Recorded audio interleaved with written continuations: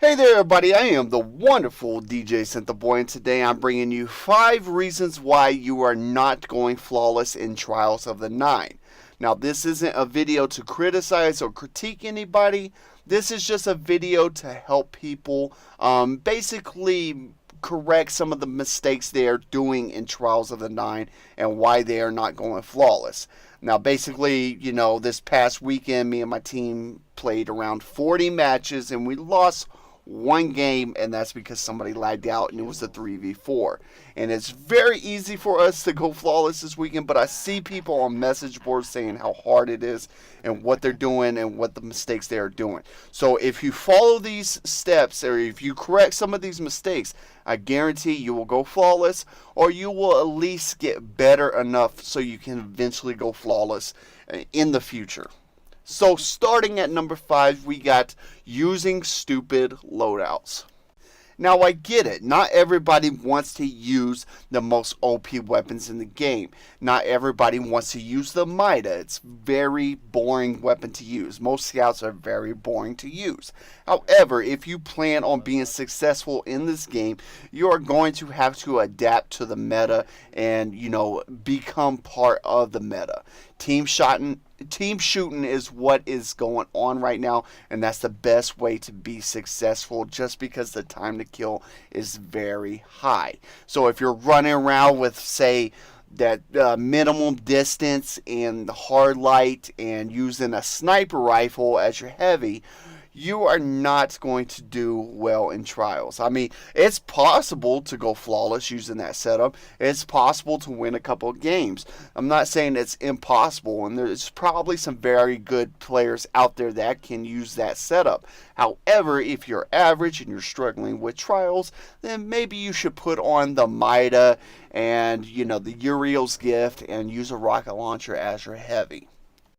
And at number 4, we have lack of team coordination. Now, I see this all the time, and it just baffles my mind of, what players are doing and what teams are doing, because it is the stupidest thing you can do is not coordinate with your team, okay?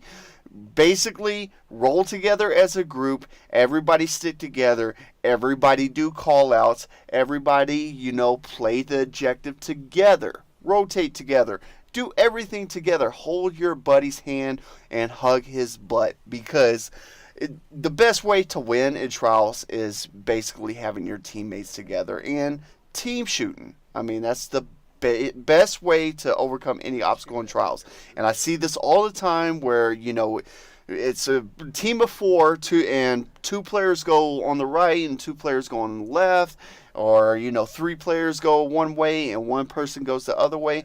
That is the easiest way to just get picked off, okay? You're going to face, if you're facing a team like us, you're going to be, 4 of us are going to be together, and you got 1 or 2 persons together, and y'all are just going to get melted instantly. So please have communications with your team and coordinate together. At number 3, we have adjusting to a situation and adapting. Now, this is a problem that I see with teams all the time, that they either panic if one person goes down, or if something doesn't work, they keep doing it anyways. For whatever reason, they keep going to the middle, keep trying to pick somebody off, and it doesn't work. So really, you just got to learn how to adapt to a situation, how to adapt when one person's down, how to, basically try something new, try a different thing, maybe, go the opposite way, or try to, confuse the enemy. And so basically, you're not making the same mistakes. Now, that's not to say give up necessarily if something doesn't go right, and it's been going right the whole time, and, for some reason it just happens to fail. Don't do that. But if you're just getting, your butts whipped and you need to try something new, try something new. Now, at number 2 is don't be a sissy and don't make huge mistakes for your team. And this might sound really simple. This might sound, obvious. However, you don't want to be the reason why your team lost. Now, at the same time, you don't want to be a sissy and just kind of hang back while your teammates do all the work. You want to go with your team. You want to help your team. You want to push forward. And I'd rather have somebody try at least, to help their teammates and die in the process than somebody who just hangs out in the back and is too scared to run out because it might cost them the game. However, you don't want to make stupid mistakes, okay? You don't want to be the person that's by themselves trying to flank around and just get instantly melted by 4 people while your teammates are now stuck with, a 3v4 situation. You don't want to be that person. You don't want to be that person that maybe makes a mistake, using their super and doesn't kill anybody or gets shot out of it. You don't want to be that type of person. But like I said, don't be a sissy. Help your teammates out. Try to make a play. And at number 1, we have patience, okay? Patience is the key to success in really about anything in life. And, trials is no exception. And you have to have patience. You have to grind it out. You have to play a lot to get better. And this is what some people just do not get or do not understand, and it's kind of baffling to me because they want to either get carried or somebody else do the work, or they just never really learn. Now, I'm not saying that you should keep people like this on your team. However, most teams, if you're together, if you're a clan, if y'all have time to play with each other, y'all need to stick it out and keep playing. Even if you lose your first game or you lose your 6th game or 7th game, you need to stick it out and be patient with one another. You need to learn from your mistakes. You have to keep on grinding out, to be successful, okay? Now, like I said, if something doesn't work, maybe you should try something new.